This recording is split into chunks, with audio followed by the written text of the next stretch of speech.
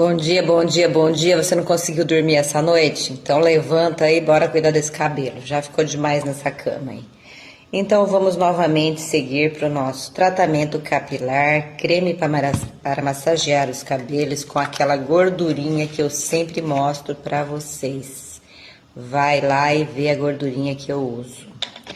E seguimos novamente com o mesmo tratamento? Seguimos, porque a gente precisa ter um protocolo do que a gente usa nesses cabelos. Então, vamos lá misturar essa gordurinha nesse creme e vamos deixar aqui registrado até o final do ano o que vai acontecer com esse cabelo. Lembrando-se que eu cortei bastante, que é para tirar as pontas quebradiças, e eu vou cortar mais ainda porque precisa ir renovando os cabelos. E é isso.